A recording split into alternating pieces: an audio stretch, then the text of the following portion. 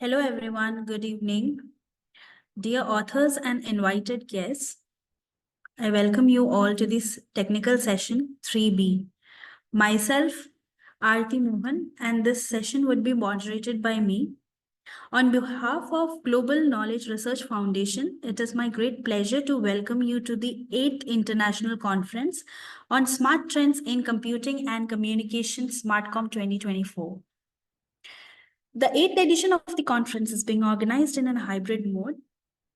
The physical event is being organized today in Pune, and the virtual event is being held through Zoom today and tomorrow, that is 12th and 13th January 2024. I hope you will enjoy the knowledgeable and interactive session through the day. In this session, we have 10 presentations. Each presenter will be given 8 minutes for the presentation and 2 minutes for question and answer session round. On 7 minutes, I'll raise a gentle reminder. There's another request to all the participants that you all stay connected with us till the closing remarks. If you have any query or update, then you can write it to me in the chat box. So before getting started, I would like to introduce you all to the chair for this session.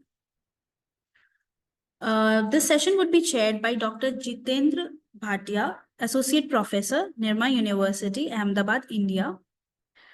We welcome you, sir. Professor Jitendra Bhatia is currently an associate professor at Nirma University, Ahmedabad, India. Sir has more than 16 years of teaching experience at undergraduate and postgraduate level. He has published and presented a number of papers at reputed international and national level journals and conferences. His main research interests include protocol design for intelligent transportation system, software-defined network, vehicular networks, and cloud computing. It's my pleasure to have you on board for the conference, sir. Now, I would like to start with the papers. First of all, I would like to invite Kanhu Charan Sahu. Good evening, all. Myself, Kanhu Charan Sahu. Just a second.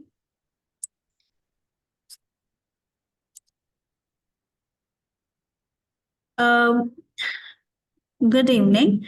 So I would like to invite you to present your paper on a survey on personalized movie recommendation system using machine learning. Sir, could you please proceed with your presentation? Yes, ma'am.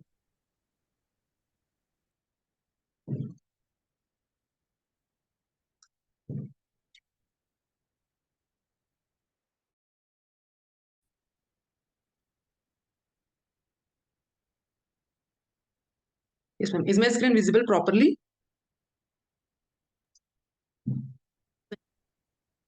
Proceed. Yes.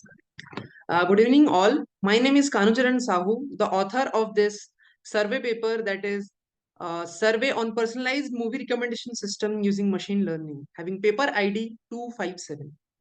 My co-authors are Vansh Tepalwar, Rupesh Jaiswal, Dr. Mosami V. Munot, and we are all from Electronics and Telecommunication Department of Pune Institute of Computer Technology, India. So the abstract, just a second. Yes. So the abstract of our survey paper is, in the era of big data, recommender systems have emerged as vital information filtering tools, particularly in digital entertainment and e-commerce domains. This survey paper delves into intricate realm of RS with a primary focus on movie recommender systems. In the age where the internet inundates users with unfiltered information, recommender systems act as indispensable software tools, adapt the validity and ranking available options while aligning with other user preferences.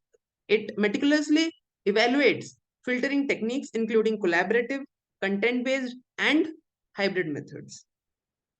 The aim of our survey is to study various research papers on recommendation systems and find approaches for personalized movie recommendation system. The motivation for having this project is the various the high data availability, rise of importance of recommendation systems in various sectors like e-commerce, music, books, etc. So the general parameters considered for generating movie recommendation systems by the various research papers during this survey contains movie items and users. The various features of movie items are name, director, genre, actor and actress, ratings, languages, and the features of users such as user history, ratings, general preferences, demographics, feedbacks. These all are used in the recommendation systems. So, talking about the a comprehensive overview of publicly available data sets for recommendation systems, which are movie lens having number of entries 26 million, which have various features like movie ID, title, genre, user ID, rating, timestamp, and the various data sets are Netflix price data set, that the mostly used internet movie database, the movies dataset Kaggle, which have more than 45,000 number of entries. So, talking about the related literature, in early 1990s, collaborative filtering was introduced, which relied on user preferences and behaviors to provide tailored suggestions. Subsequently, in early 2000s, content-based approaches gained prominence, focusing on the attributes of items and users' past interactions. So the three commonly used techniques are content-based filtering, collaborative filtering, and hybrid filtering. So content-based filtering. Content-based filtering centers around the attributes or characteristics of the items within a database. It examines users' preferences by considering the features of items through an evaluation of the content of items favored by a user. It can offer personalized suggestions. The second one is collaborative filtering technique. It anticipates a customer's preference by examining a data set of item preferences gathered from other users. It operates under the assumption that customers who have exhibited similar taste in the past are likely to continue having similar preferences in the future. The third one is hybrid approach. The hybrid approach attempts to overcome each methodology's unique limitations by combining several suggestion approaches. Now, talking about some of the approaches which is used by the researchers in the recently cited research papers. Those are multimodal trust-based recommendation systems, collaborative filtering, and singular value decomposition plus approach, and other graph-based hybrid recommendation approaches. So, after doing the survey of all the research papers, we have came across these problems which are there currently used in the used recommendation systems. Those are cold start problem, data sparsity, scalability, diverse recommendation, ethical considerations. So, and these are our references.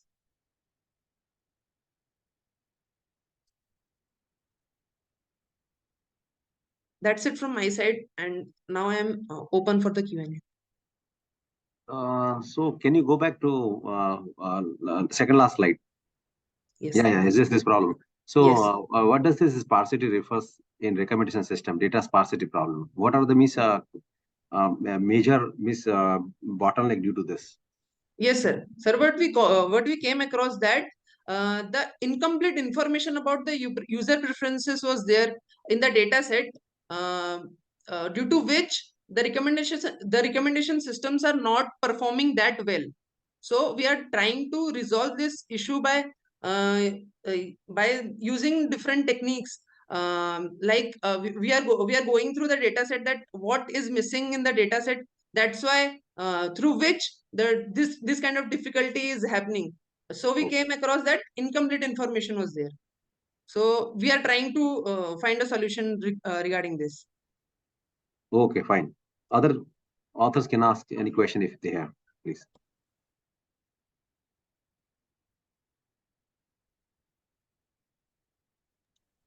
Okay, so fine. Thanks. Thank you, sir. Yeah. Thank you, sir.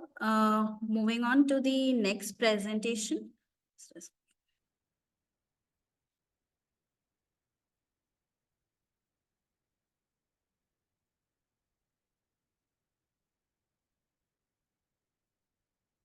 I would like to invite Shinde to present his paper on a survey, network attack detection and mitigation techniques. Sir, could you please proceed with your presentation? Yeah, am I audible? Hello. Yes, audible. Yes, Okay, sir. thank you, sir. I'll share my screen.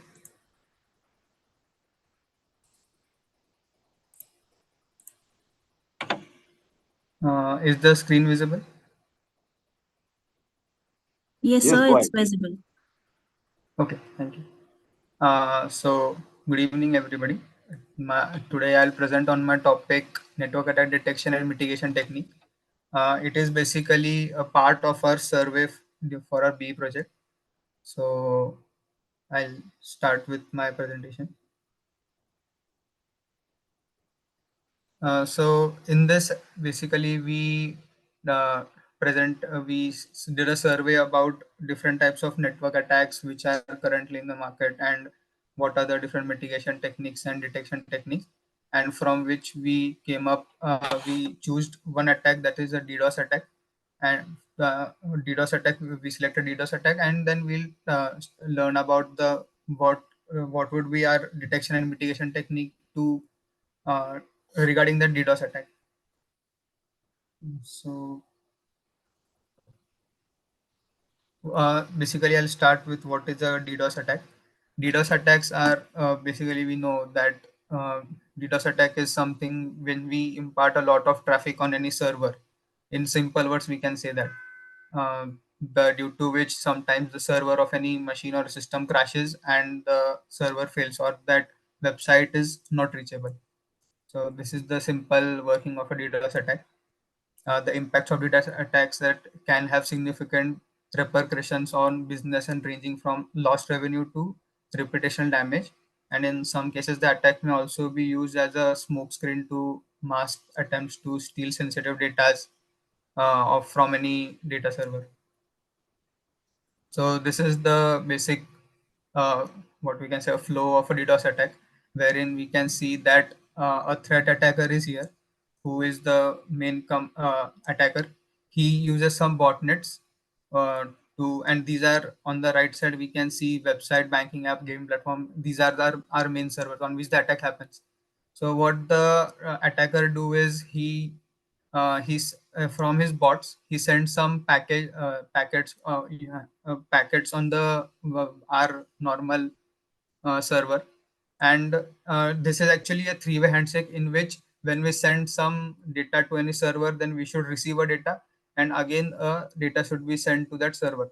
But what happens is, as we can see, the first bot sends a sync packet to the website or any server, and the website sends a sync packet to the botnet, but it is expected that it should return again a sync packet. But since we can see that this website, the first server, is not receiving any sync packet from the first botnet, and so it's waits for that response from back from the bot, and that this forms a loop in which the first server is waiting for a response from this botnet. In a similar way, we can see that these three servers just don't get the third response from the botnet, due to which it forms a loop, and there is no three-way handshake, due to which the server crashes. This is basically the block diagram of our project, or this DDoS attack, which we'll be implementing. First, we'll take the input data, and which will be a normal traffic, and it will contain attack traffic as well. Then first we'll attract the features from that attack, whatever the data would be coming from, and then we'll classify the data, will be pre-processed, and it will be classified on the basis of the what is the amount of traffic which is coming and other parameters, and it will detect classify it as a normal traffic as well as an attack traffic, and then we'll have an mitigation module to mitigate it. Next, these are the methodologies to DDoS attack methodologies. That is, first we initialize the traffic flow. We make sure that the switches and routers are configured to let the traffic move between various network segments. Then we generate a attack traffic, which is we generate an attack traffic for to send to our server. Then comes the feature extraction, where we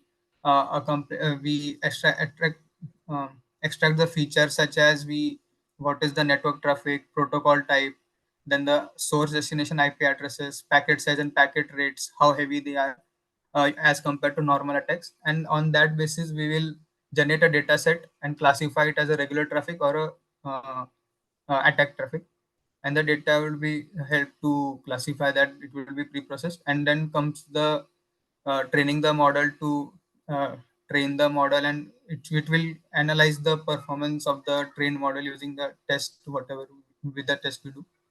And then the mitigated model is used at the last, and it will be deployed model. This we haven't yet researched on much on the mitigation part. Currently we just know about till the training part. Yeah, this is all about our presentation. Thank you.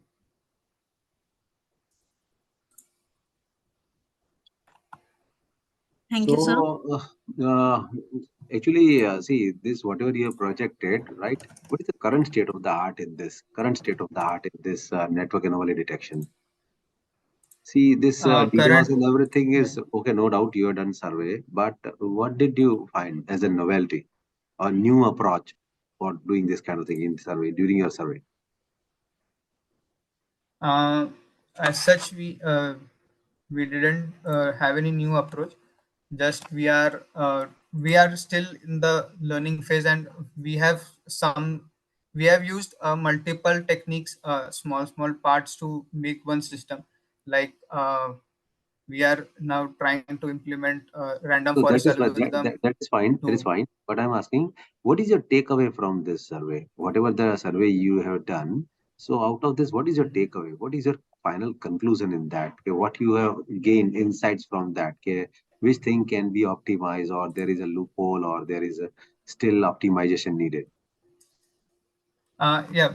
So from this survey that which we did, we basically concluded that the mitigation part could be more optimized using different or more optimized way to mitigate the traffic which comes.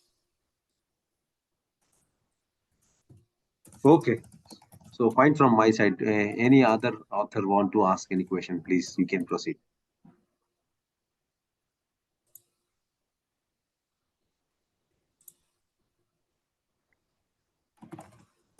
Thank you, sir. Okay, thanks. Okay. Thank you. Okay. So I would like to invite the next presenter to present her paper. Satakshi Chatterjee.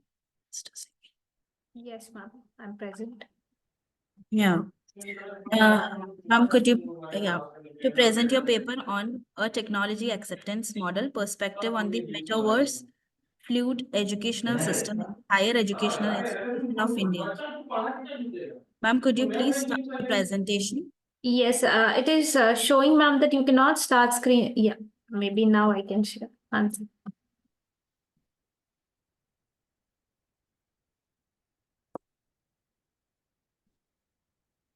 Is it visible? Yes, ma'am, it's visible. You may please proceed with your presentation. Yeah. Good evening, everyone. My name is Satakshi Chatterjee, and today I will be presenting on the topic Technology Acceptance Model Perspective on the Metaverse-Fueled Educational Systems in the Higher Educational Institutions of India. Now, before moving on to the objective of this particular research, first let me share a bit about what is actually Metaverse. So, Metaverse is basically an emerging technology. Most probably, we can refer to as a 3D-enabled digital space that basically utilizes various other technologies like virtual reality, augmented reality, and all of these are basically manifested with the help of certain internet and semiconductor technologies. And they basically allow the people to have different life, like personal and business experiences. So this has got a lot of applications, but in this particular study, I'll be only focusing on the educational industry. Now, since the pandemic, it is a well-known fact that the number of online platform users have increased because it facilitates and there is an ease of learning, which is basically depicted with the use of this online platforms. Now, Metaverse takes it a step ahead by providing an interactive session between the teachers and the students and other stakeholders of the higher educational institutions. At the same time, it tries to mimic a traditional classroom, but not necessarily the physical presence of all of them is, restricted to a particular area.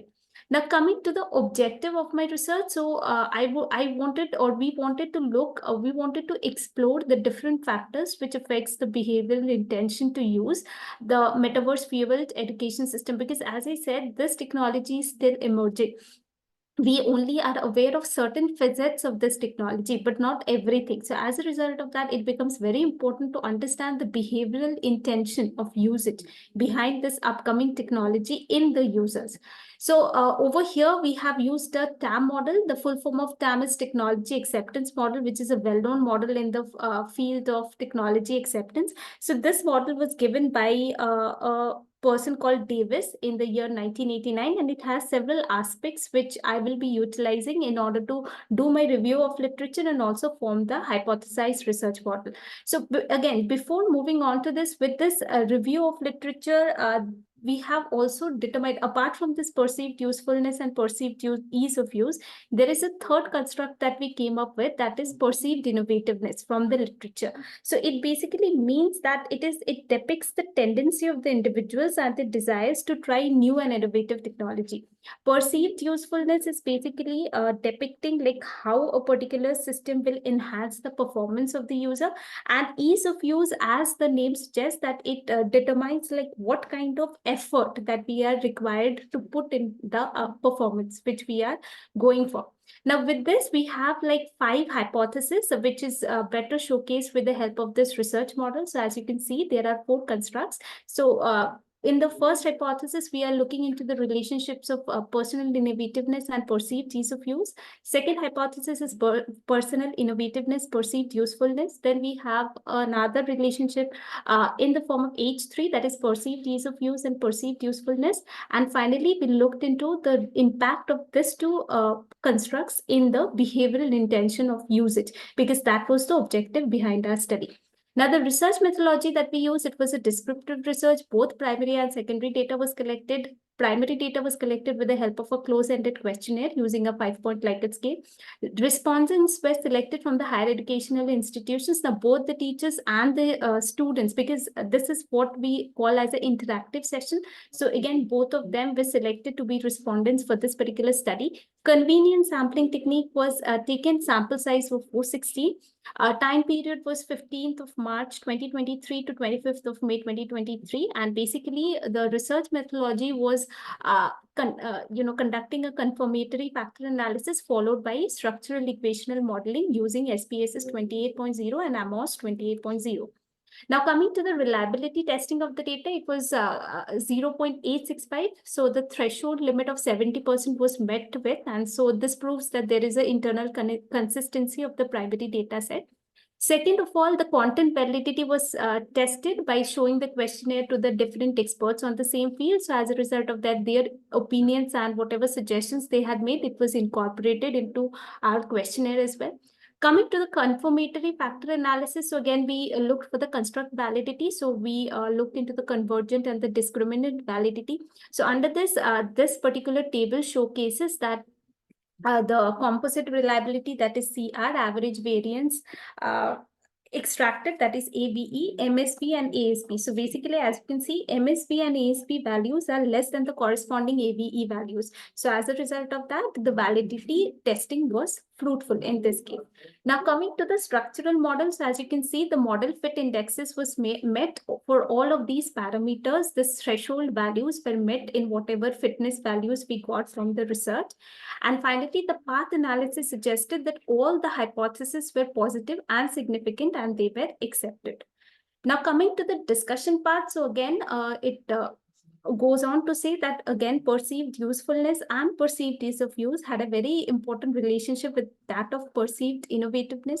So if a student or a teacher finds out that this particular technology is innovative and it is useful, so definitely they will also be having an impact on how that person is perceiving of how to use it and what kind of effort that they are able to give in the meantime in order to use that particular technology. And similarly, both of these constructs has a further impact on their behavioral intention of usage. Now, coming to the implications, now this was a very small study that we conducted in developing countries such as India, wherein the number of students are so high. So again, it can be used as a foundation study, and further studies can be undertaken because metaverse is going to be a big thing in the future. So this study can sound like a theoretical foundation for the same. Coming to the limitations, again, the first limitation is that it was conducted in India, as I said. So this is basically with the help of metaverse, we can transcend geographical barriers. So the concept of globalization can be better explored if this kind of study can be conducted in a global platform. Secondly, the study was a cross-descriptive type of research. So again, we can go ahead with a longitudinal kind of study in order to find out like whether there is a discrepancy in the kind of responses that we have collected over a period of time. And finally, this was a perception-based study. So whatever perception the students and the teachers and the respondents they had about this particular technology, we had collected that and we have analyzed it. But other than the students and the teachers, there are multiple other stakeholders in this particular educational institutions as well. So their perspective can also be categorized. And finally, the conclusion. So again, as I have already said, that this was an extended TAM model, which we have utilized in order to understand the behavioral intention, usage intention behind the response that we have selected for the study. So all the 5 hypotheses that we had taken were positive and significant. So again, as I said, this could be a foundation study for carrying out more inventive and more deep kind of research in the future in this particular area. So that was all from my side. I would like to take any questions now. Okay, so thank you, Satakshi. So I don't have any question about this because it's totally some theoretical model for technological acceptance. So fine, if anybody other author has any question, please, you may proceed ahead. Thank you. Thank you, sir. Thank you, ma'am. Thank you for your presence. Thank you. Thank you so much. Next, I would like to invite Madhvi Dave to present her paper on an adaptive federated learning approach for efficiency and privacy preservation of dynamic network of IoT. Ma'am, could you please proceed with your presentation? Thank you. Good afternoon to all the dignitaries present here.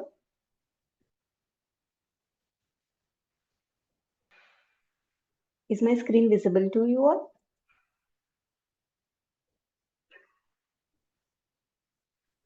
Yes, ma'am, but the PPT is not yet visible. Okay. Yeah.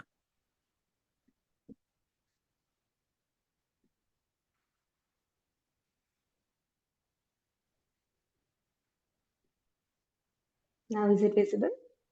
Yes, ma'am, now it's visible. You may please proceed. Thank you so much. So good afternoon again. Today I am presenting my paper, An Adaptive and Federated Learning Approach for Efficiency and Privacy Preservation for the Dynamic Networks of IoT. Me along with the co-guides, Ms. Dulari Bhatt and Dr. Manjari Munnad are there. So today we are going to have the presentation of IoT and its issue related to some dynamic networks. There are some edge computing and real-time applications. So how we are going to merge into that? What is adaptive federated learning? Its operation. Basically, we are providing 2 solutions. One is related to data flow management and second is privacy preservation, and then we are going to conclude the work. So basically, if we are considering IoT system, so IoT system is a collection of so many connected objects. Those connected objects are meant to be together for data collection and they are exchanging the data in real-time application. So here we are discussing the issue of mobile edge computing. So whenever we are having IoT systems, in IoT system, when they collect the data would first go to edge device, and from edge device it would go to cloud computing. So when the data from a tiny IoT device, when it will reach to cloud, there comes intermediate edge device. So edge device is playing very high important role for any kind of communication, because first is there are so many IoT device. So the edge device need to integrate all the different data into one single format and then forward it to the cloud computing. Second is when we are forwarding data from edge to cloud, there could be the issues of data privacy. So data would be open. So how we can encapsulate the data, how we can provide encryption in the data so that the data will be safely reached to the cloud computing. So for that, one very good approach is the federated learning approach. Federated learning approach of machine learning is basically utilized for for having the collaborative training and testing environment. This is basically used for dynamic network like IoT. So whenever we are having edge computing, when we are having devices which are dynamic in nature, which are roaming here and there and from different locations, we need to gather the data and we need to forward it. So for that, a federated learning approach is having the collaborative approach, which can be used for dynamic network. But there are some issues which we need to mention here. One is data flow management. So when we are collecting the data from different devices, we are aggregating them and we are forwarding it to cloud.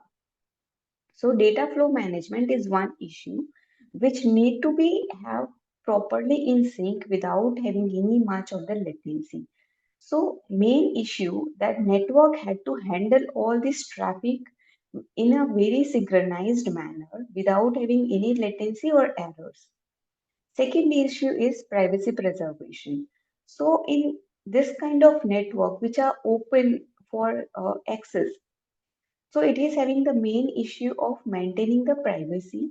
So data privacy preservation for this kind of dynamic communication across all different IoT devices. Geographically, they are spread across, it could be over any terrain or any kind of space. So from collecting those data and maintaining the privacy of such data, that is the essential task. So these two issues have been stated here. So when we are using mobile edge device, what could be the process timeline? So how this adaptive federated learning will work at the edge device? First, it will make the network. So network formation or designing the topology of the network will be done. Then the model will be initialized. Whatever federated approach we are posing here, so that model will be trained based on the network formation. So whatever topology you have designed, maybe a star topology or a mesh topology, according to that, the model will be designed. Then, as a third step, the local model will be trained based on this dynamic data, because you don't know when the data will come. Data is actually coming in the real time approach. So, local model will be trained at that site. Then, different model at respective areas will be aggregated, and one adaptive federated learning will be designed. So, when it is at a local level, that comes as a federated learning, where we are approaching multiple IoT devices. They are reaching to the edge device, and edge device will have the federated learning approach. When we are aggregating all the data of different type of edge devices, then again the model will be aggregated. Then the adaptive update will come. As I told you that multiple federated learning will be integrated together to make one adaptive federated learning. After that, the device selection would be there. So in which type of device, which type of cloud device or edge device this model is going to get trained and tested. Then the process of scheduling will be done. So this scheduling process will actually help for any kind of data flow management. when the data is coming and how you're processing the data. Then iterative training will be done for the model and the feedback and review will be given to the model itself. So model will get improvised iteration by iteration. So this is the proposed methodology we are stating. First is we are having the edge computing for dynamic networks of IoT. So when we are gathering the data from IoT devices, we are not actually sending it to the cloud, but at a periphery of your network, we propose to have the edge device, which is basically here is a mobile edge device. So this mobile edge device is itself dynamic in a nature, and it is going to collect the data from different dynamic IoT devices. Then we are imposing the adaptive federated learning for training this kind of dynamic network. So whatever data collected by these edge devices will be trained for adaptive federated learning so that the data flow management can be done easily. For data flow management, we are proposing a methodology which are two different methodology. First is yes. Could you please conclude your research? Yeah, sure. Okay, so by adaptive federated learning, we are going to train it. So data flow management and privacy preservation are two important aspects. So this is the basic framework we have designed where we are having all these IoT devices. We are having one edge computer, which is the aggregator, where we are going to have homographic cryptography using lightweight cryptography key and bucket for data streaming. So these are two solutions we have imposed: homographic cryptography for privacy preservation and bucket for data streaming. So herewith I would conclude. I'm sorry I'm not able to show you the basic algorithms. We have designed algorithm for both the solution. So first is we have proposed the adaptive federated learning for dynamic network of IoT, which will give you the best result. Data flow management can be imposed and privacy preservation can be done with the help of homographic cryptography with the light key cryptography. And this is the working model we are going to propose. So with this, I would conclude my uh, session. Please let me know if you are having any query or concern related to this. So, madam, what will be the time complexity of your homomorphic encryption? Because itself, it's a time-consuming process, right? And you are going to deploy Yes. at edge computing, right? So, Yes. have you done any work on that for analyzing the time Uh, complexity? Sir, basically, we still need to implement this whole scenario in a test bed. Right now, we have done with the dummy data. So first, we have designed both the algorithm, but the integration of both the algorithm and then final implementation of that in the real-time data.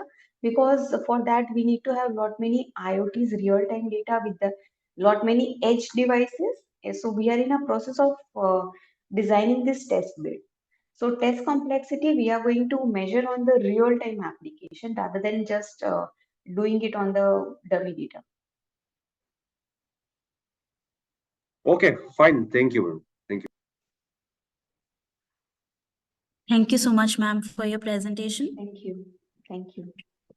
Now I would like to invite Riddhi Kasar for presenting her paper on crime prediction and prevention using design intervention and artificial intelligence. Hello. Am I audible? Hello. Yes. Could you please proceed with your presentation? All right.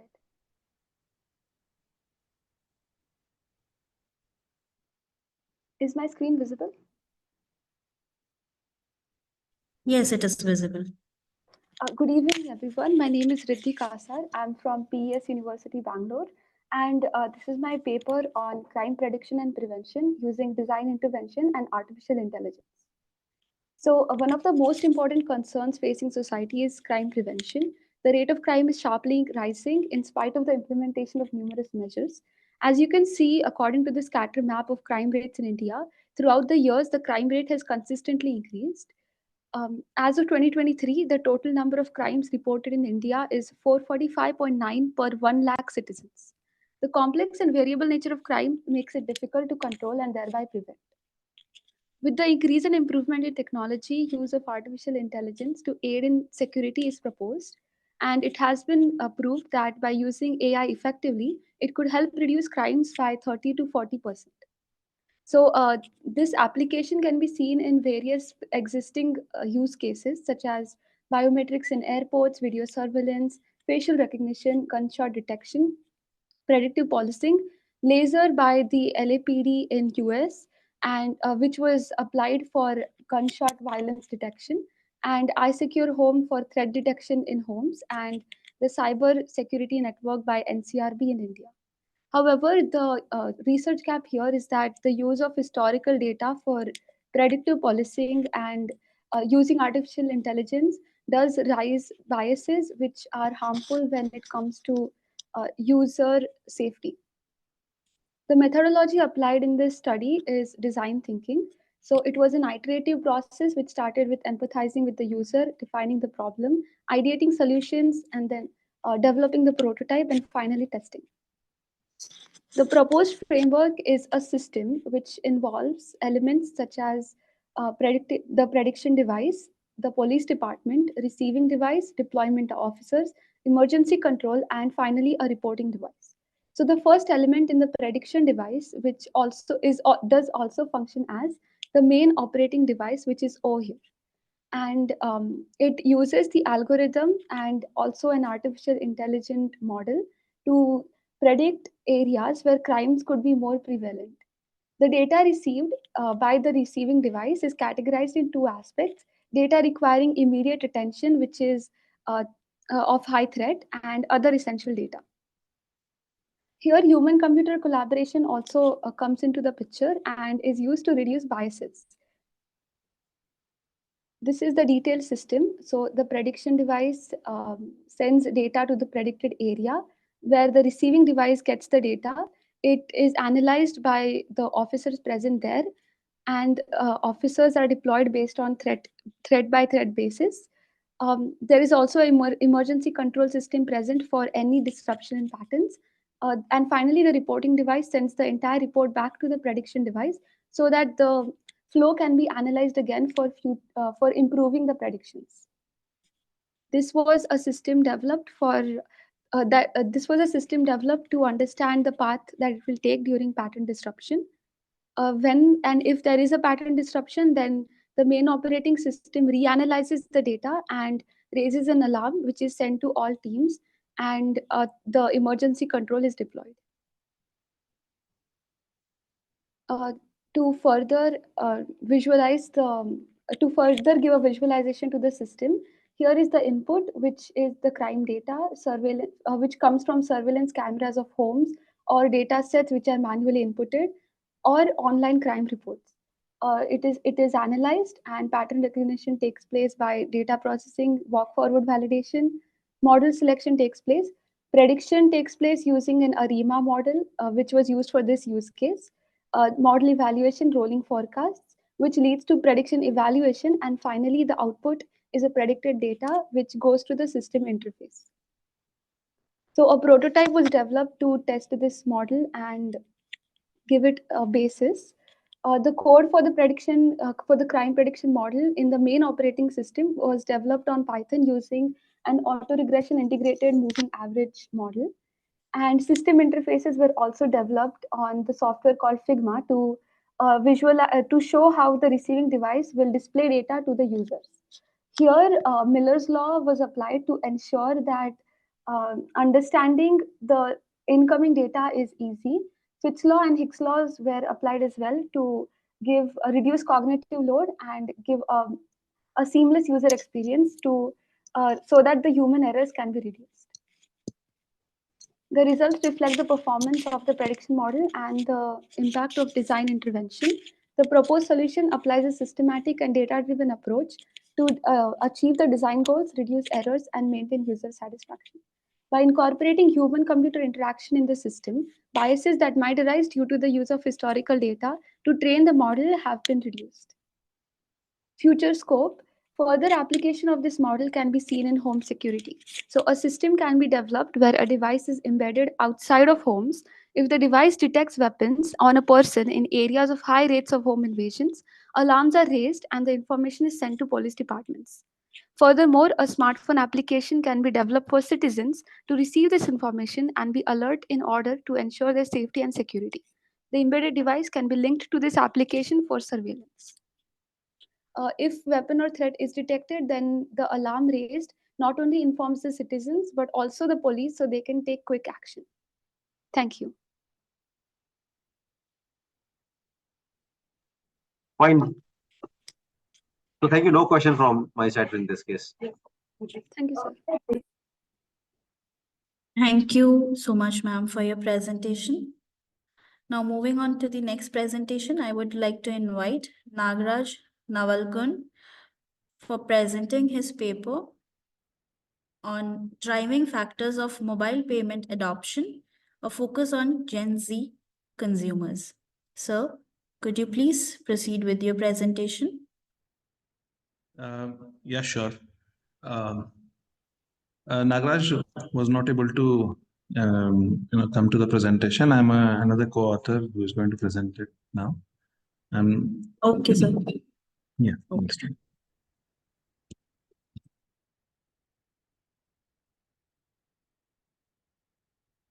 So can you see my slide?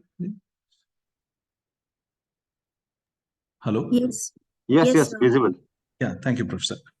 Okay, so our research is on driving the driving factors of mobile payment adoption, and it's particularly focused on Gen Z consumers. And as we all know that transformation of Indian economy is happening, and especially from traditional cash to digital focused. This transformation is taking it a big place, and even rural areas, semi-urban and urban areas are already there. Rural areas are also picking up, and second fastest growing economy among G20 nations now. And a major contributor of transformation is UPI, Unified Payment Interface, as we can see, developed and launched by National Payment Corporation of India. And India is now among the world's fastest fintechs market, and growth in Indian fintech services are also prominently attributed to these stable government and economic policies there. Now, here in the research gap, prevailing literature majorly has focused on digital payment adoption and its associated benefits and challenges, but very few articles address on factors influencing adoption of mobile payment technologies by Gen Z consumers. And the studies were mainly, whatever studies have happened, they have happened in the developed countries, and developing nations, there are very, very few studies. And especially in Gen Z, we have not come across any such studies as of now. Existing studies have primarily relied on TAM, Technology Acceptance Model, and TRA, Theory of Reasoned Action. So hence, there have been no studies on UTAT, which was proposed by Venkatesh et al. And hence, the present study aims to investigate factors that influence Gen Z consumers' intention to use mobile payment option for applications for financial transaction using UTA UT2 model. So, going back to the literature, theoretical background, one of the important behavioral intention to use any technology or any adoption, TAM has been majorly used, especially in the behavior studies. Theory of reasoned action and theory of planned behavior were majorly used, and for there was no specific model to understand how technology is will be adopted by the consumers. Way back in 1986, Davis he came up with a model called as a technology acceptance model, and it was widely accepted model for understanding how consumers adopt new technologies which come in. But over a period of time, there were a lot of criticisms on TAM model, and hence there was TAM 2 and TAM 3 which came in. But subsequently in TAM 2, Venkatesh also joined Davis to make the TAM model more robust in understanding the consumer behavior. But again, he himself in his dissertation thesis, Venkatesh et al. In 2003 actually, 12 it was an extended version of UT. In 2003, Venkatesh et al. Came up with one model called as UTA-UT, Unified Theory of Acceptance and Usage of Technology model, which was extended to UTA-UT2 in 2012. Now, UTA-UT has several factors which help them to recognize the factors affecting the technology acceptance. That is, it explains 70% of the total variance of the acceptance of the technology. The variables included performance expectancy, means how the performance of the technology is accepted by the consumers. Effort required, effort expectancy is effort, ease of use, or the effort required to use the technology. Social influence, facilitating conditions to use the technology. Hedonic means enjoyment motives involved in it. Habits and price of the technology. These are the factors which will predominantly influence the behavioral intention to adopt the technology in UTA-UT2 model. So in the present study, what we have done is we have extended the UTA-UT2 model with attitude and perceived trust as well, because in many of the apps, mobile apps, attitude and perceived trust have been significantly be influencing behavioral intention. And in mobile payment adoption, these two important variables were ignored in the past literature. That's why we thought of testing these two along with UTA-UT2 other models. So hence we arrived at this conceptual model. It's a very straightforward multi-regression model, but we have used SEM modeling to understand that. So each line will be an hypothesis, how performance expectancy, effort, social influence, hedonic motives, habit, perceived trust, and attitude influence behavioral intention to adopt mobile payment apps, Gen Z consumers. So these are the hypotheses which I mentioned. Now, coming to the research methodology, the design we used is a cross-sectional design, and the data collection was one single point in time to analyze the relationship. The analysis technique, what we've used is SEM modeling, structural equation modeling using partial least squares. And sample size had been 377 Indian Gen Z consumers. Using power analysis and sampling adequacy is validated. And the sampling technique, we used convenience sampling method and was used to gather the responses. Since convenience sampling was used, we did not go with analysis using covariance-based SEM, but we rather went for a partial least squares SEM modeling for analysis of the data. And data was collected using social media platforms, using Google Forms. And data collection instrument was a structured questionnaire. And coming to the results, these are the reliability and reliability statistics and the validity statistics, what we can see here. The factor loadings for each of the constructs all satisfy, we can see that reliability, composite reliability, and the Cronbach alpha reliability statistics are more than 0.7. So all are satisfying that, and average variance extracted, which is convergent validity, this thing, and it is also is satisfactory above 0.5. And So could you please conclude with your research? Yes, ma'am. So I'll just directly go to the structural path. Now here we can see that a performance, except for performance expectancy and habit and attitude, rest all the hypotheses have been accepted. We can see that ease of use directly impacts the behavioral intention for the people to use, not its performance. Nobody is worried about performance. Social influence, yes, people influencing people to use digital technologies has an influence. Enjoyment, of course, people enjoy making payments using the mobile apps. That's there. And perceived trust. Trust is an important thing. If people don't trust that app, then definitely they'll not be using it. So these are some of the aspects what we have covered. So I had discussions to make anyway, lack of the time. So I would say future studies can focus on employing large and diverse samples. Longitudinal studies are advocated here, and yeah, mixed method approaches will be given very good results for this study. Thank you.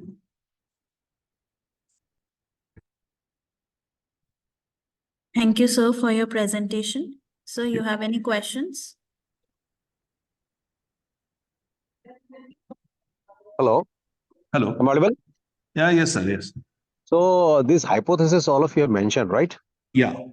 So how you tested this? What was the methodology for that? Because you have shown mobile payment, digital payments, all those things, Yeah. right? So I want to know about that, how this validated this hypothesis, all these things. Acha. Basically, we formulated the hypothesis from the literature, sir. I mean, Okay. we try to synthesize the literature and then we arrived at the hypothesis. And basically, we have used the UTA UT2 model there, and we extended with two other variables along with it. And Okay. to study this, like we used some predetermined scales which are there to measure how performance expectancy, ease of use, behavioral intention, attitude, and everything towards these mobile payment options. And we collected the data through Google Forms and social media, this thing using convenience sampling method. And since it was convenience sampling method, which is non-probability method, we went for partial least square structure equation modeling, sir. And with the help of that, we'll be able to find. I mean, we get the reliability and validity statistics that we have seen now, and after that we get the multiple regression. This thing, how each independent variable affects the dependent variable. Fine, fine. So that's nice. The study is good, done nice. Yeah. Thank you, sir. Thank you. It's a very basic study what we have done, but yes, a lot of intricacies are there, this is just a part of a bigger study what we have done, presented to Yeah, fine. That's fine. Yes, yes. Thank you so much, sir. So for any your question, anybody? Yes, thank you. Thank you. Yeah.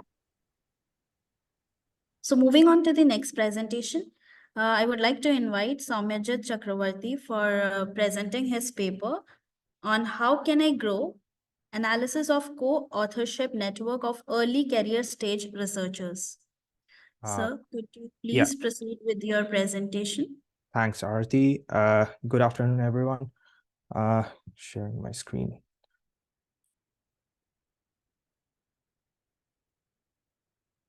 There.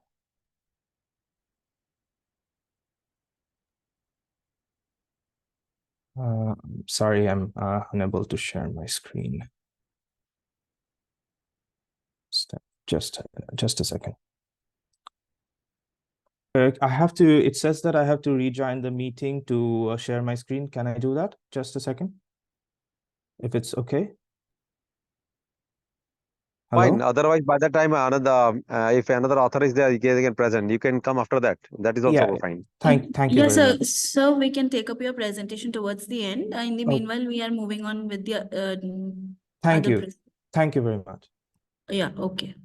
So moving on to the next presentation, I would like to invite Kaustubh Hatkar for presenting his paper on machine learning approaches for film censorship, a comprehensive survey of techniques.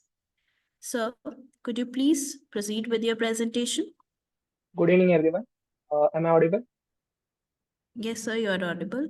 Yeah, audible. Yeah. And I have shared my screen. Is it visible? Can you please? Yes, sir, it's visible. Yes, sir, it's visible. You may please proceed with your presentation. Yeah. So our topic is machine learning approaches for film censorship, a comprehensive survey of techniques. So I'm Kaustubh Hatkar, and I'm from SCTR's Pune Institute of Computer Technology, and my co-authors are as follows. So I will be presenting it today.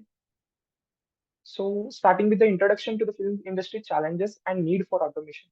Contemporary film industry demands efficient and precise methods for movie evaluation and categorization.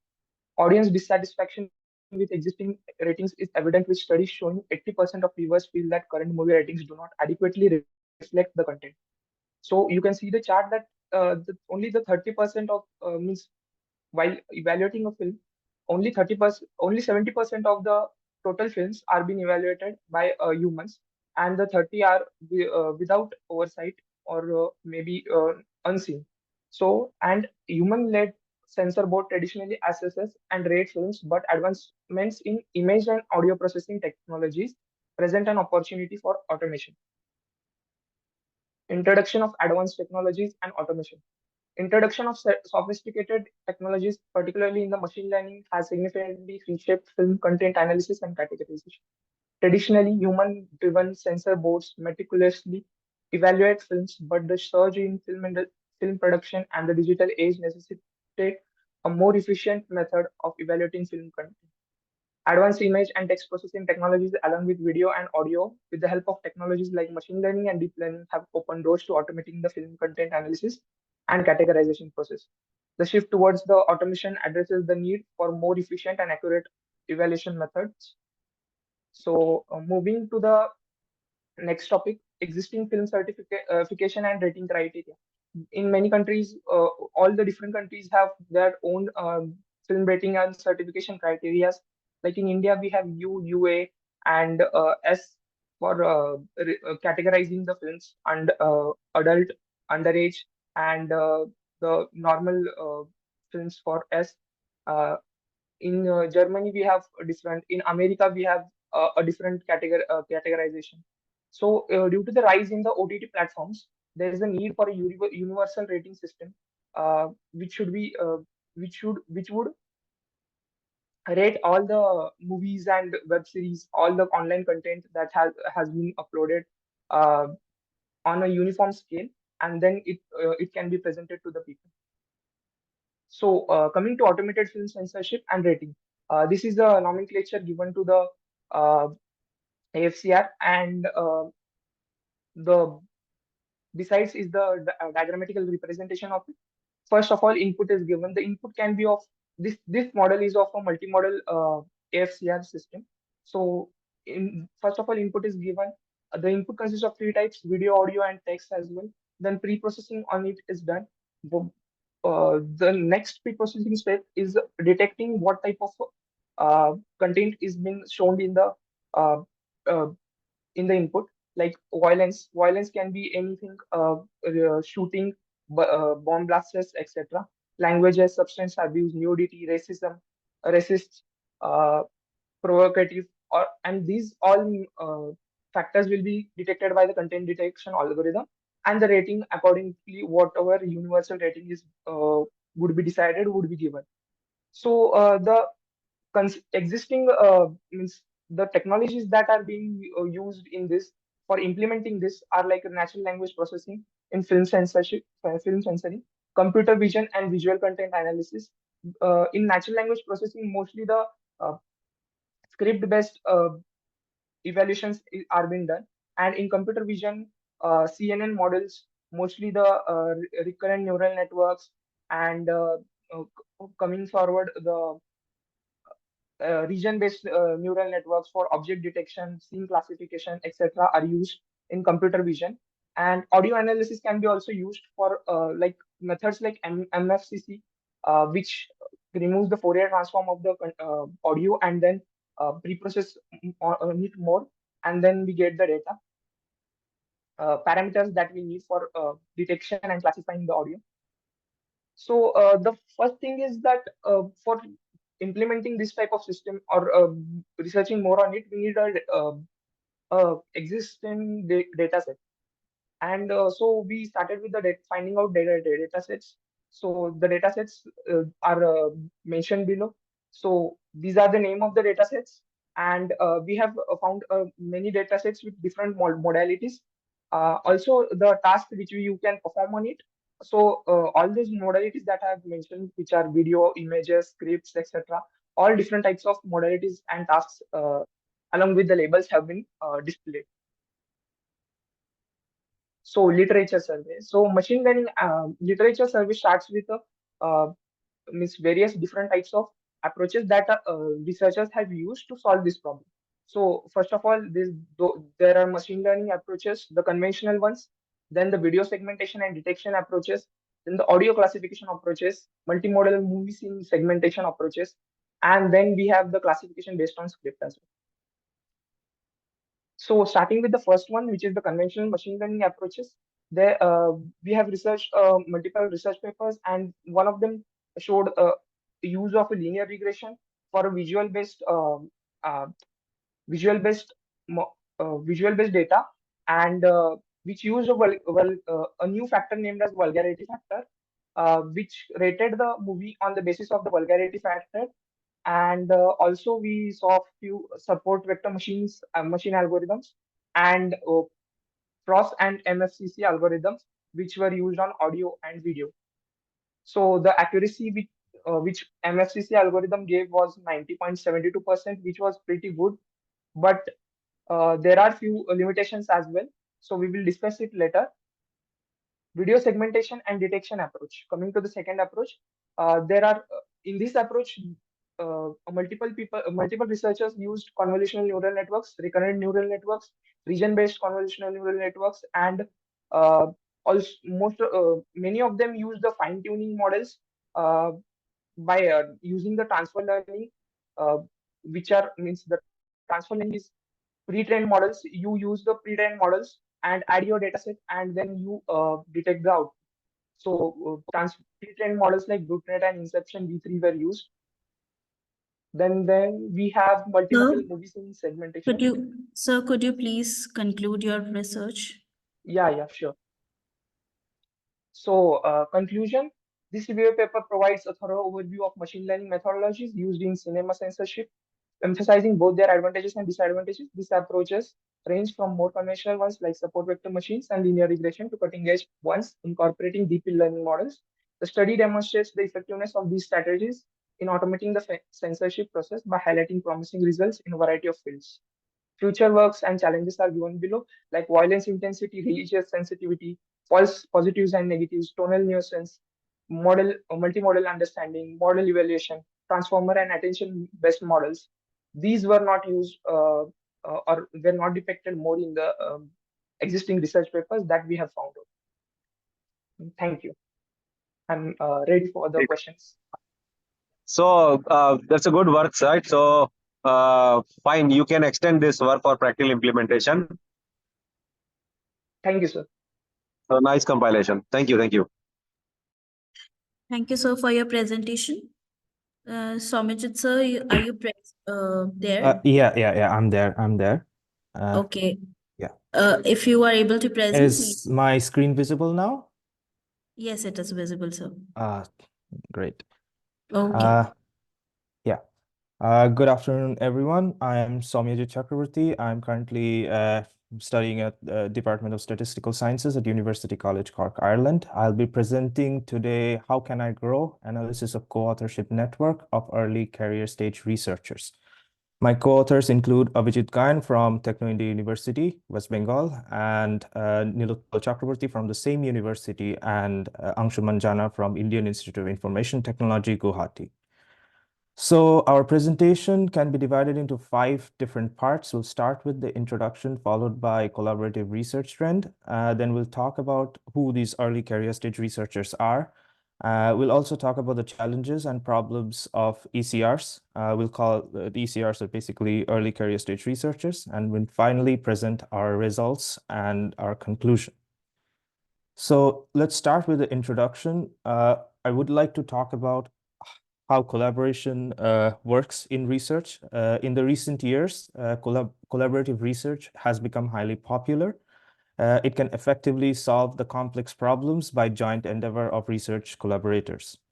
In the recent years, it's also seen that the early career stage researchers take a prime role in collaborative research work. We've also seen that the ECRs are those researchers who are not older than 35. They are either doing their doctorate or either doing their master's. This is a widely accepted definition for the early career stage researchers. So the motivation for our study, was primarily because the collaborative research trend has changed the way how research work is currently happening all across the globe. And ECRs are primarily growing each and every day, and they are changing the research scenarios. And it's not anymore single paper collaborations. It's more collaborative work that are being presented every single year. It has also been observed that due to the lack of attention towards these ECRs face strong competition with well-established researchers or research organizations to achieve funding for their project, as a result of which their promising careers are cut short. ECRs are also dominated by recognized researchers who are widely established and are part of this elite club in terms of the recognition of their work on identified problems which they have, which we already know and exist. So I would like to talk about some major contributory works for early career stage researchers and in general collaborative research. We'll start with the collaborative research trend. The idea that the collaborative research is becoming more popular and it's starting to change the research scenario was presented by Sampson in 2009, followed by a detailed study of research trends, collaborative learning, and collaborative research, practice and theory by Gibbs in 2018. The idea that these researchers are early career stage researchers exist and they are part of this ever-growing collaboration network was first stated by Nicholas in 2017. And the idea that the change of this network, this early career researchers are changing the collaborative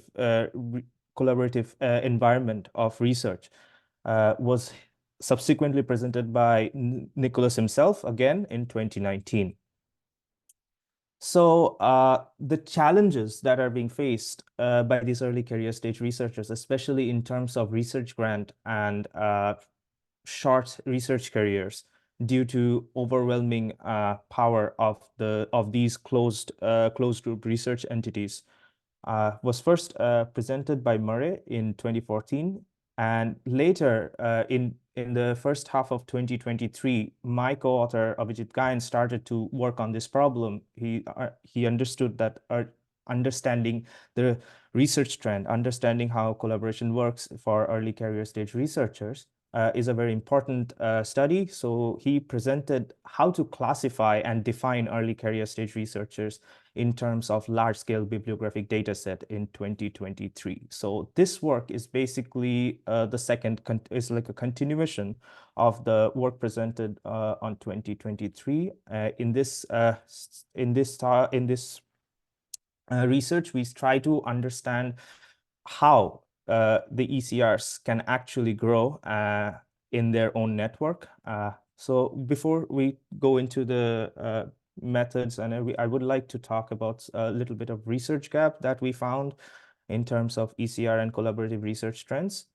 So the existing literature does identify that early career stage researchers are one of the they are very there exists a strong urge to focus on these early career stage researchers for the sake of development of research. We also found that the existing literature identifies that not recognizing ECRs is a serious problem. They also identify other problems regarding ECRs, but they don't try to answer or give a solution to these problems. So to address these issues of ECR in literature, there is a strong need to frame a proper methodology, a proper definition, and identify how ECRs and ERs behave in the collaborative network from a large-scale bibliographic data set.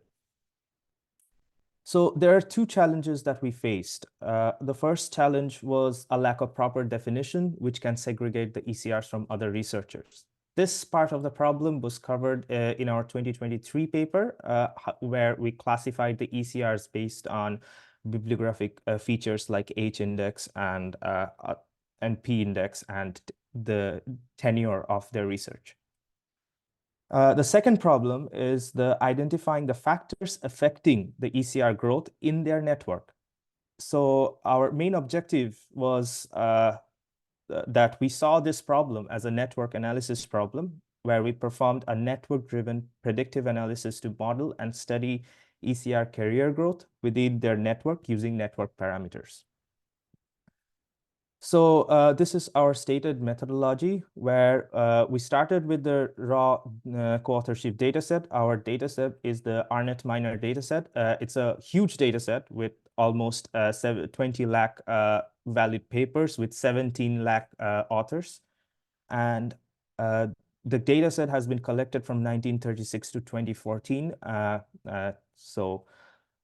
We started with this raw co-authorship data set, and we did the cleaning, data cleaning, because a lot of the data were unfiltered. So we filtered the data set, and in the first half of our paper, we classified the authors based on their tenure, H-index, and other parameters, and classified them into ECRs, established researchers, and general researchers. Established researchers can be considered as these researchers who are part of this elite group, and all other researchers are connected to this group. Yeah. Could you please conclude your sure. research? Yeah. So after the formation of the network, we did the network analysis. So let's talk about the results that we found. We did find that the ECRs tend to have higher degrees of centrality, implying that there is an extensive collaborative network that contributes to their career. But that's not surprising because the ECRs don't have a close-knit community. So they start collaborating with anyone they think that it's worth their time and effort. But moving on to the next part of the results, we did a community detection. We knew that there's a sharp difference between the ECRs and ER community, but we wanted to study how distinct they are. And we did found distinctive patterns, but we also found similarities, which suggest that focusing on ECRs could help them increase their career. And finally, we did the predictive analysis, which using network parameters like degree and betweenness, which strongly suggest that the ECR career growth, that the network influence, the collaboration network itself influenced the ECR career growth. So this is our observation that we found. As you can see that the degree centrality for ECRs are quite small in comparison to ERs because of their because they're spread in and instead of forming close-knit communities. The prediction model was it suggests that there is more factors that affects ECR growth. This is a possible direction of our research that we are currently working on, like stochastic modeling, in order to model parameters like publication acceptance and other non-deterministic factors which affect ECR career growth. Thank you. I'm open to any questions.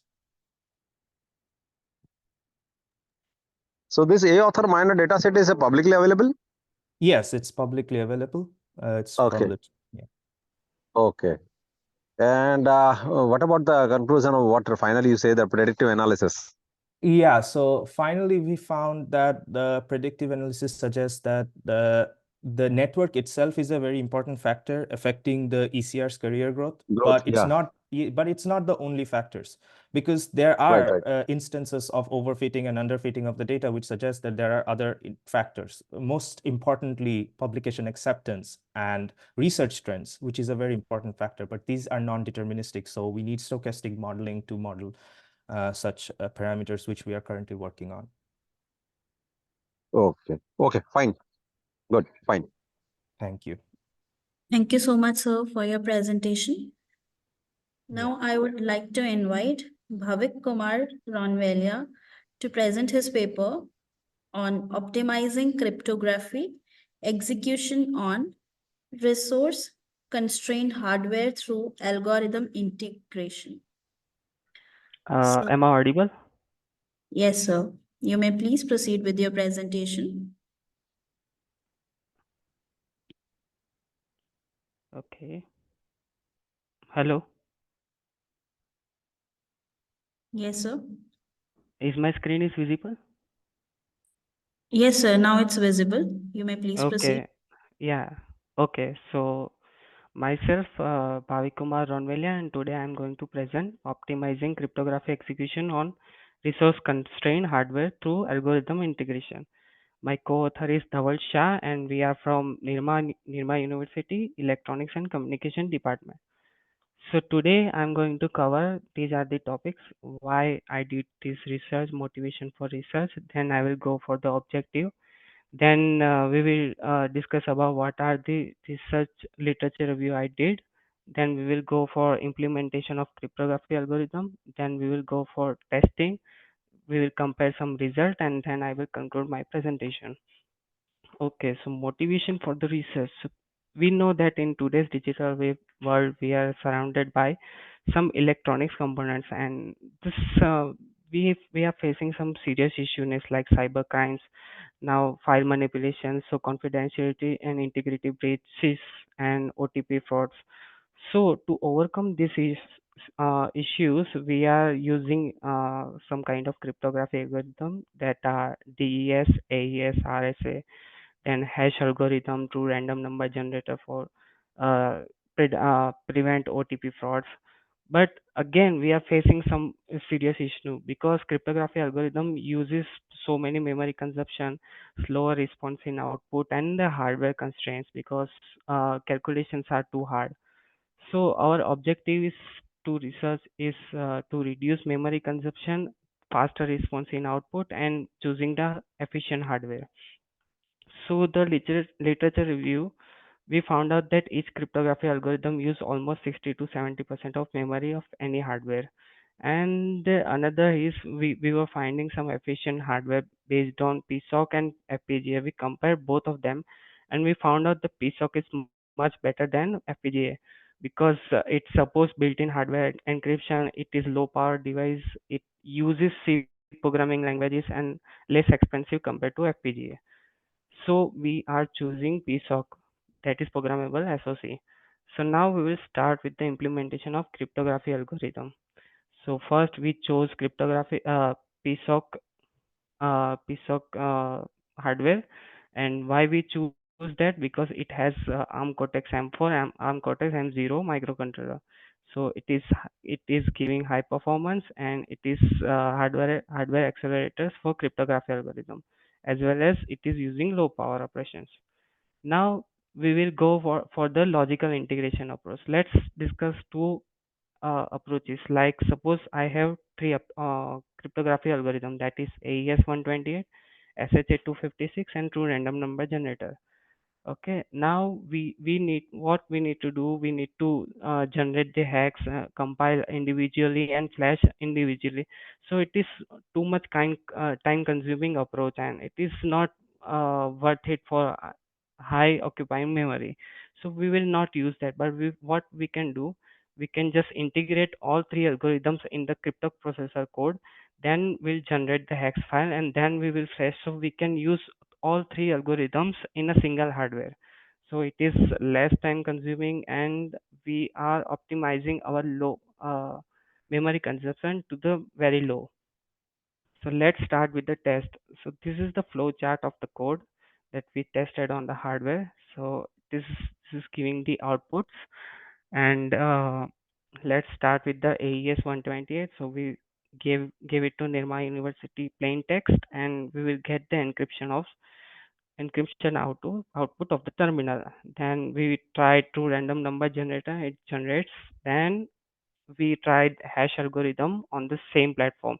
So we don't have to compile each and every code one by one. We are just integrating all the cryptography algorithm to one hardware. Then we are implementing there. So these are the results. Just as we know, this is the graph. So each cryptography algorithm compilation time is 20.38, 20.4, 27 point, and their memory consumption is in byte 49,000, 51,000, 48,000. And here it's side to 23.225 and 553,000 memory consumption. So let's compare without logical integration when with logical integration table. So we are seeing that if we are not doing logical integration, so we are consuming 1,49,000 bytes on the hardware, and compilation time would be higher than logical integration. So we can clearly see the difference between the crypto processor and the individual cryptography algorithm. So what I conclude that we have reduced our memory consumption, the output response is faster, and we have choose the efficient hardware. So what I conclude my point, the crypto procession, that is just a terminology of integration of crypto algorithm, can be a good way us as an application on hardware. So these are the references. Thank you. And any questions? I'm happy to answer.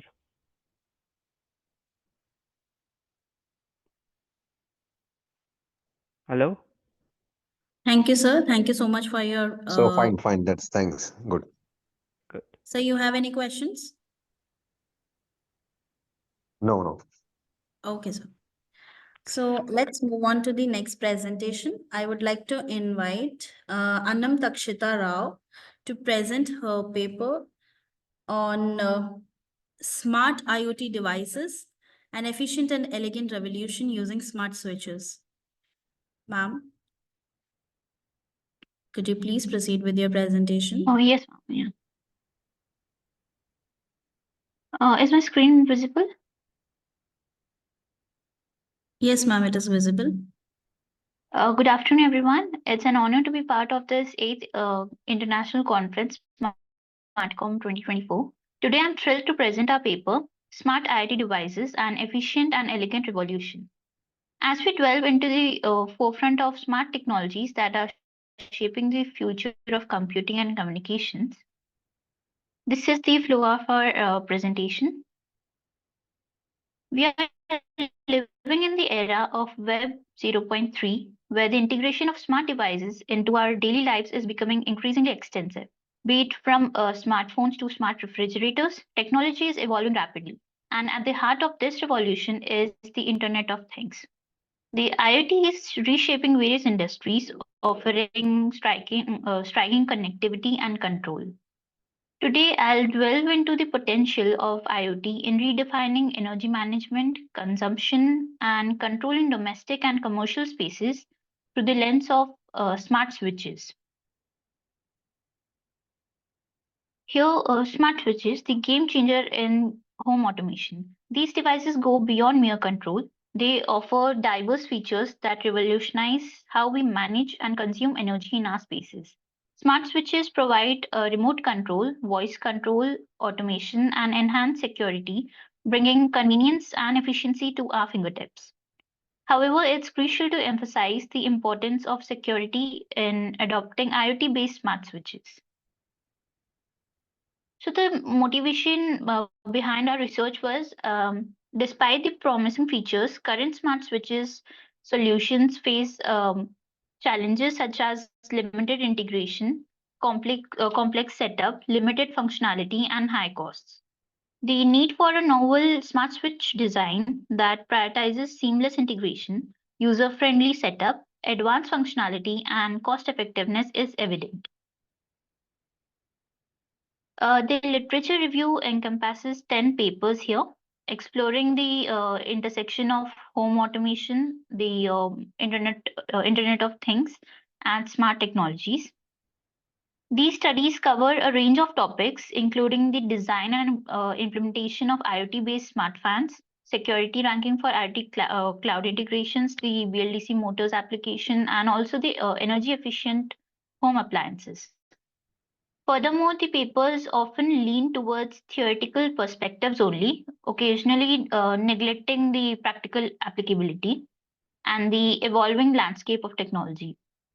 Addressing these aspects would enhance the robustness and real world relevance of the research in the dynamic field of home automation and IoT technologies. The methodology for developing the smart switch included component selection like ESP8266 and Node MCU,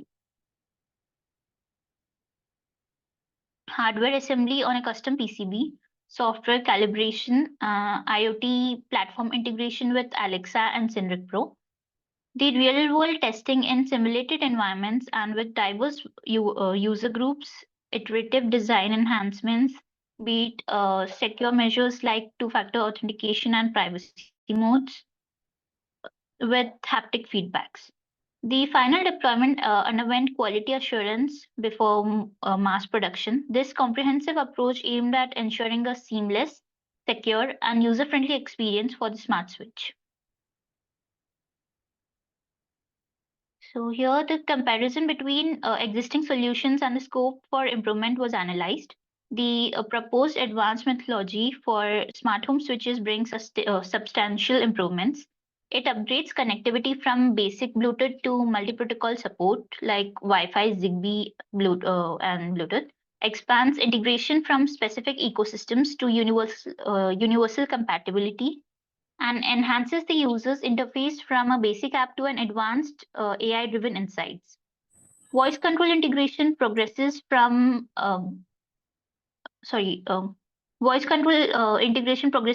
one assistant to multiple platforms, while security strengthens with periodic updates. Then the power management becomes energy efficient with eco modes. Response time improves to real time.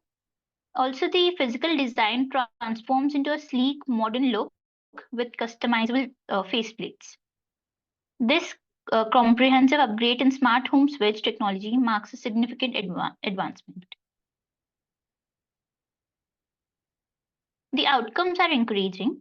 Advanced smart switches now enable efficient energy consumption with features like low power operation, energy saving modes, and integration with home energy systems for maximized savings.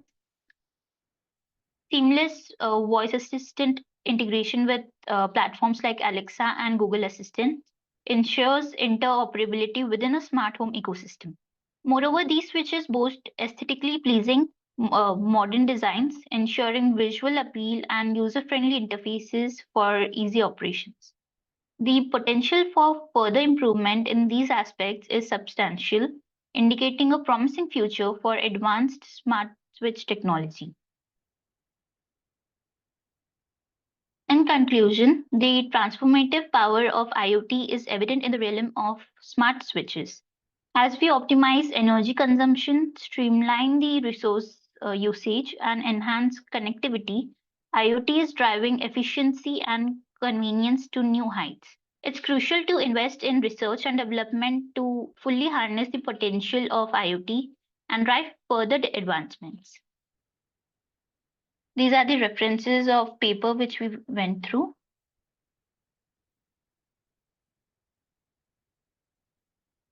Thank you. That's all from my side. I'm open for the questions.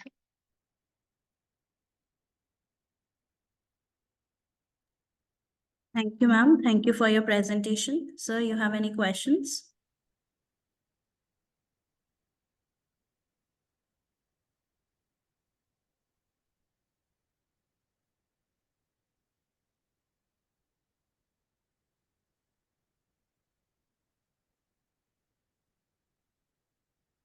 Sir, are you there? Yeah, I'm there, but here some network connectivity issues are there. No problem, sir. Is there any question? No, so fine. Go ahead, please, with next presentation. Okay.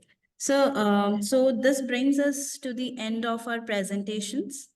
I sincerely thank our authors for their excellent presentation and contribution in this session, and all our participants for being a part of this international conference. I hope this session was informative enough. We, on behalf of the whole team, thank you for the support during this 8th version and the previous 7 versions of the conference. We're happy to have you in the 9th version as well in 2025. All the presenters would be getting their digital certificates through email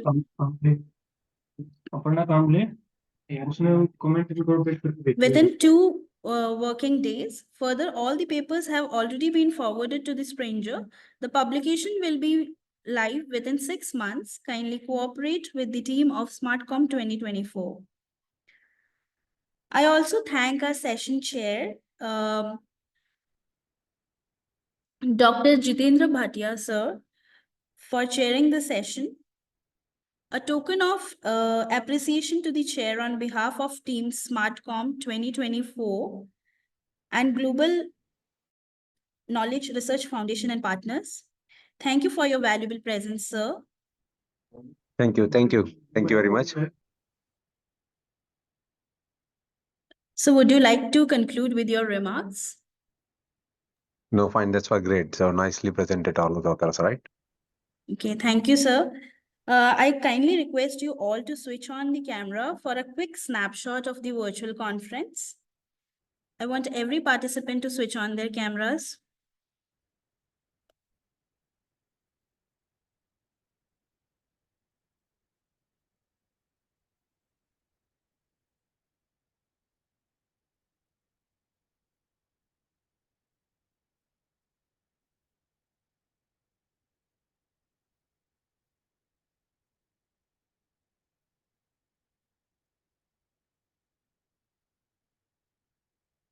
Thank you everyone. Stay safe and take care. Thank you. Thank you. Thank you. Hello. Thank you.